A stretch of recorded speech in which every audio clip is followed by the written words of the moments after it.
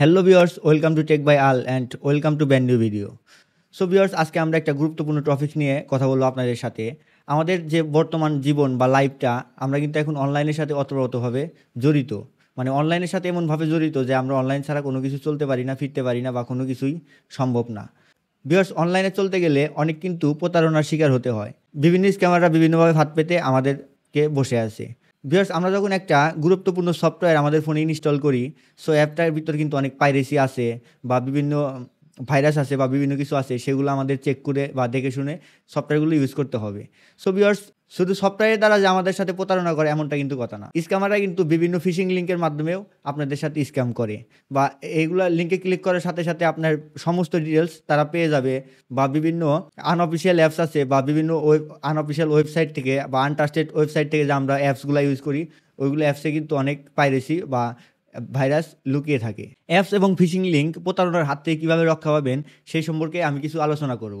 So আপনারা যখন একটা অ্যাপস ইনস্টল দিবেন, সেক্ষেত্রে আপনারা অবশ্যই কোনো ট্রাস্টেড ওয়েবসাইট বা ট্রাস্টেড কোনো অ্যাপেল স্টোর বা প্লে স্টোর থেকে অ্যাপগুলো ইনস্টল করবেন, যাতে কোনো পাইরেসি না থাকে অ্যাপসগুলোতে। আর এখানে যদি আমরা অ্যাপেল স্টোর বা প্লে স্টোর থেকে অ্যাপসগুলো ইনস্টল করি, সেক্ষেত্রে অনেকটাই পাইরেসি মুক্ত থাকে। কথা হচ্ছে যখন অ্যাপ বায়াররা বা অ্যাপ যারা ক্রিয়েট করে, তারা কিন্তু যখন প্লে স্টোরে অ্যাপটা সাবমিট করে, তখন কিন্তু প্লে স্টোর তখন ওই অ্যাপটাকে যাচাই বাছাই করে প্রক্রিয়া দিন রাখে, যে ওরা চেক করে যে ওর ভিতরে কোনো ভাইরাস বা পাইরেসি কিছু আছে কি না। বা অ্যাপেল স্টোরেও কিন্তু সেম কাজগুলাই করে। তাই এই কারণে আপনারা সব সময় প্লে স্টোর বা অ্যাপেল স্টোর থেকে অ্যাপস ইনস্টল করবেন। আর অ্যাপ ইনস্টল করার সময় আপনারা অবশ্যই দেখে শুনে নেবেন যে অ্যাপটার রেটিং কেমন। অ্যাপসে কিছু কিছু মন্তব্য আছে, যদি কারো কিছু হয়ে থাকে সেক্ষেত্রে কিন্তু তারা এসে অ্যাপে কিন্তু নিচে একটা মন্তব্য করার অপশন থাকে। তো এখানে যদি কোনো ক্ষতিকর দিক থাকে, তাহলে কিন্তু অবশ্যই কোনো না কোনো কাস্টমার এসে সেটা রিপোর্ট করবেই।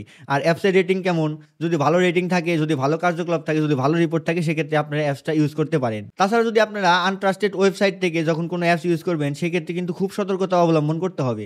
কারণ আনঅফিসিয়াল ওয়েবসাইট বা বিভিন্ন ওয়েবসাইট থেকে যখন আপনি একটা অ্যাপস ইনস্টল দিবেন, সেক্ষেত্রে কিন্তু পাইরেসি বা ভাইরাসের শিকার হতে হবে আপনাকে। আর ওই ভাইরাসগুলোতে যদি আপনি কোনো অযথা কোনো কিছু পারমিশন দিয়ে থাকেন, সেক্ষেত্রে আপনি আপনার গ্যালারির ফটোর অ্যাক্সেস হারাবেন, বা আপনার কন্ট্যাক্ট হারাবেন, বা বিভিন্ন অ্যাক্সেস কিন্তু তারা পেয়ে যায়, খুব সহজেই তারা অ্যাক্সেস নিতে পারে সেই জিনিসগুলার। আর আপনার গ্যালারিতে সবসময় তো কিন্তু পার্সোনালি কিছু থাকে, হয়তো পার্সোনাল ভিডিও, পার্সোনাল ফটো, সেগুলা দিয়ে কিন্তু আপনাদের অনেক সময় স্ক্যাম করে, বা এরকম স্ক্যাম অহরহ হচ্ছে। এরকম আমরা নিউজেও শুনতে পাই, বা আমাদের চারপাশে এরকম কাহিনী অ্যাভেলেবেল ঘটে, সেটাও আপনারা জানতে পারেন। এটা গেল অ্যাপের ক্ষেত্রে। আর আপনারা যখন বিভিন্ন লিঙ্কে বা ওয়েবসাইট ব্রাউজিং করবেন, সেক্ষেত্রে কিন্তু অনেক ফিশিং লিঙ্ক এসে, পপআপের মাধ্যমে বিভিন্ন লিঙ্ক এসে ওখানে ক্লিক করতে বলবে বা অ্যালাউ করতে বলবে। এগুলাও কিন্তু একদম টোটালি ফিশিং লিঙ্ক। সো ওইগুলো যদি ওই হ্যাকারদের ফাঁদে পা ফেলেন, সেক্ষেত্রে কিন্তু আপনার ফোনে থাকা বিভিন্ন ব্যাংকের অ্যাক্সেস বা আপনার পার্সোনাল কিছু ডাটা, অনেক কিছু হতে পারে যেগুলো আপনারা নিঃসন্দেহে হারাবেন। এক্ষেত্রে বেশিরভাগ ইউটিউব, ফেসবুক এগুলার অ্যাকাউন্ট সহজে হ্যাকাররা হ্যাক করে, বা এই ফাঁদের মাধ্যমে।